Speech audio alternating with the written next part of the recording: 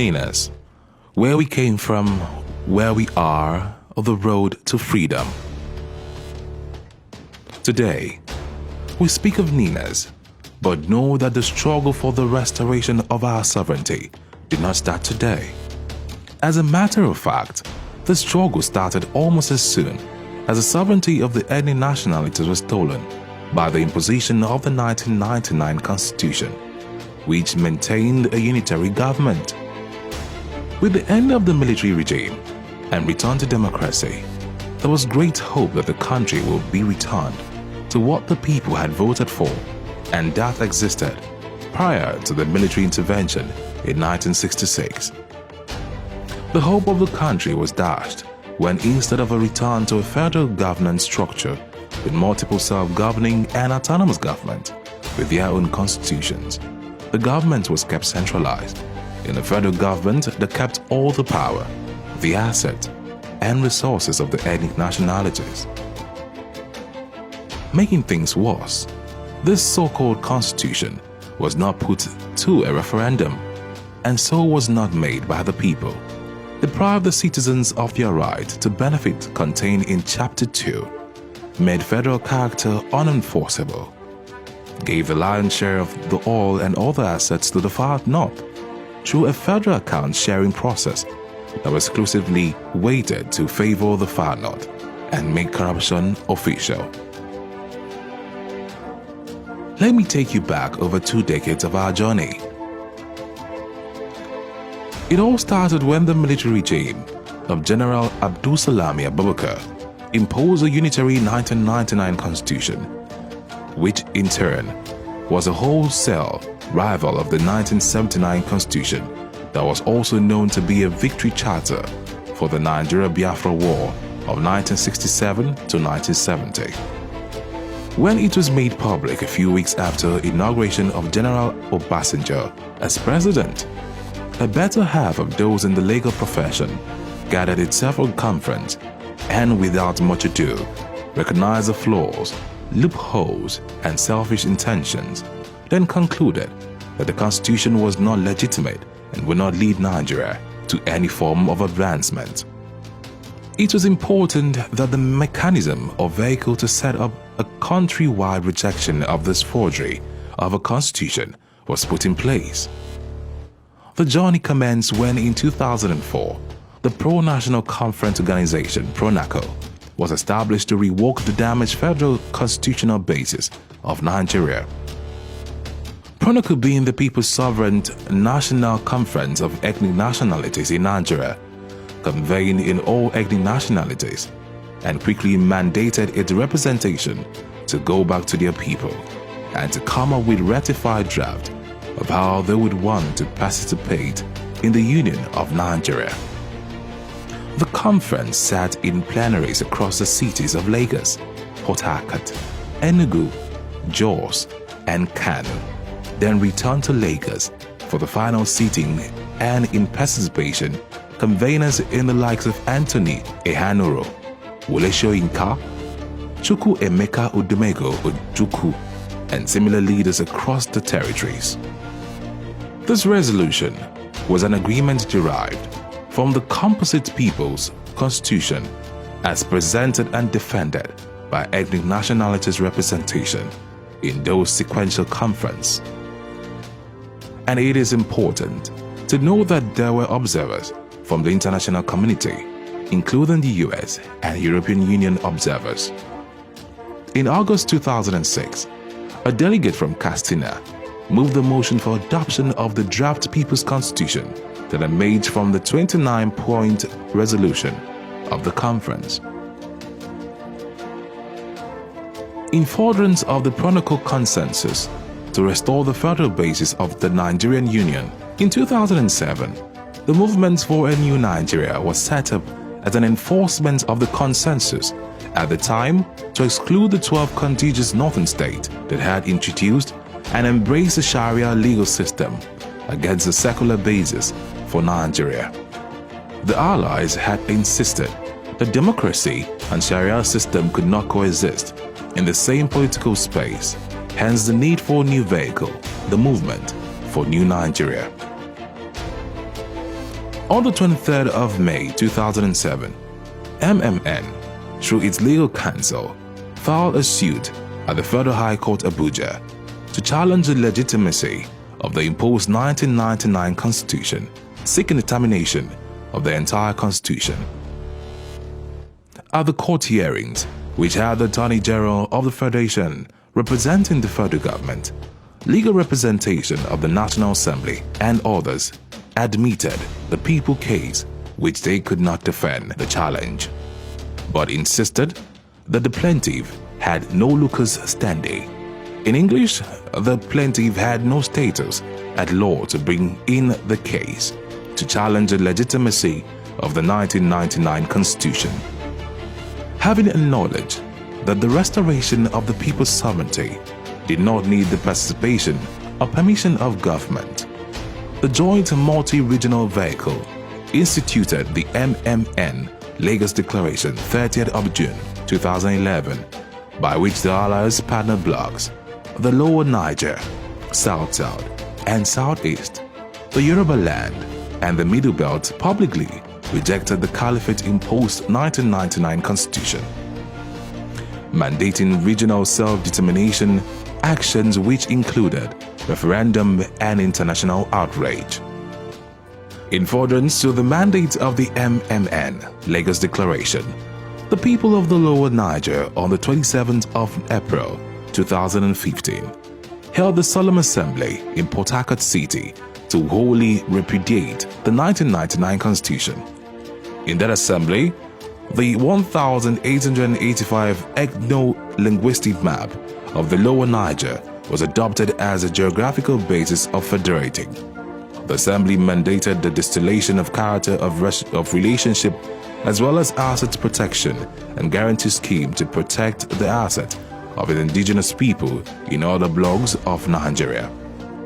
On the mandate for international outrage of the MNN Lagos Declaration, an LNC team visited Capitol Hills, Washington to make a case for the termination of the operation of Nigeria's 1999 Constitution at the special congressional event on Nigeria in May 2015. The team also made informal consultation for the same matter at the UN headquarters in New York in the same year.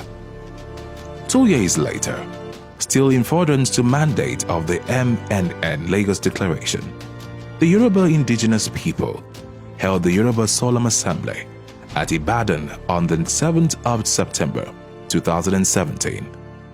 The Assembly publicly repudiated the 1999 Constitution as the basis of the Federation of Nigeria and proclaimed the self-determination right of the Yoruba land to reclaim autonomy of Yoruba land.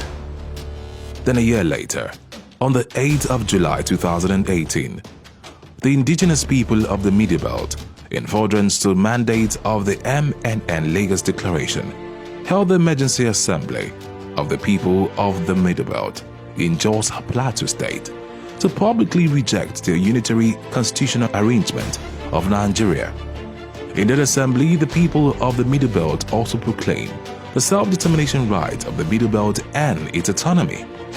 When all regional partners of the MNN alliance had accomplished and concluded the primary mandate of its declaration, in fulfillment of enforcement of the consensus, the alliance on December 11, 2018, held the Joint Multi-Regional Freedom Pact Proclamation in Lagos and resolved to reject further national elections on the basis of the repudiated 1999 Constitution and demanded an immediate transitioning process for the orderly distillation of successor state unit.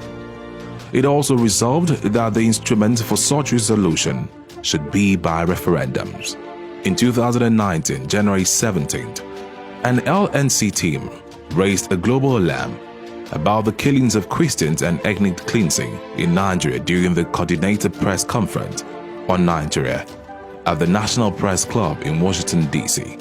The team presented undeniable evidence that showed the coordinated links and similarities with the Boko Haram Fulani military headsmen, ISIS, ISWAP, operations, and how the federal government conspicuously watched. Later that year, between June and July. The same team from the LNC, now accompanied by the survivors and victims of Fulani herdsmen rampage in the Middle Belt territories, attended International Religious Freedom Ministerial Roundtable event at Capitol Hill, Washington, D.C., where they made a case for the United States' better understanding of the grave situation in Nigeria and the need to appoint a U.S. Special Envoy to visit Nigeria and possibly confirm their realities.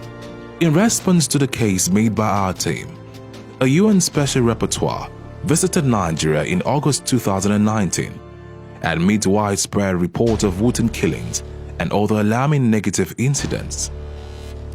The UN the same month made damning verdict that the constitutional arrangement of Nigeria was pressured cooker for injustice. The verdict came on the heels of the US verdict on the Fulani-driven ethnic cleansing. Another special rapporteur who visited Nigeria in 2020 had similar findings. In December 2019, Nigeria was placed on US Special Watch List for infractions on religious freedom. The report also suggested that the Fulani-dominated federal government of Nigeria and armed forces tolerated these religious infractions and even participated in it. In 2020, Nigeria became the first democracy to be placed on the blacklist for egregious religious infractions. In 2020, Nigeria was ranked 4th in the Global Terrorist Index, a very troubling achievement given the genocide on Christians by various terrorist groups, including the Fulani herdsmen, Boko Haram, ISIS, ISWAP, and others.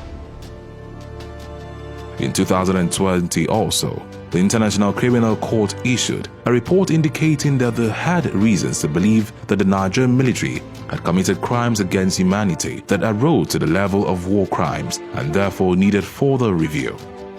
The United Nations issued a report indicating that over 1,005 had been killed, 300,000 had fled as refugees to other countries, and 3 to 4 million have been displaced from their land. Due to the obsessed cost of governance, Nigeria in 2020 also officially became poverty capital of the world, with almost 100 million people living on less than $2 per day. The joint multi-regional vehicle, the MNN, having accomplished the enforcement of its primary secondary mandate with the Freedom Pact proclamation, in which it resolved to reject further national election on the basis of repudiated 1999 Constitution, set up a new vehicle to carry the indigenous nationalities as Alliance for Self-Determination. In 2020, the Nigerian Indigenous Nationalities Alliance for Self-Determination, NINAS, was born, fulfilling its primary mandate. On the 16th of December 2020, the Nigerian Indigenous Nationality Alliance for Self-Determination declared a constitutional force majeure in a well-attended worldwide conference. By that action, the Indigenous Nationalities Alliance had publicly given the government of Nigeria notice to the fact that the basis for the Union of Nigeria, being the 1999 Constitution, could no longer hold due to certain circumstances, dispute, and grievances, and to be as civil as the alliance has always been from the inception.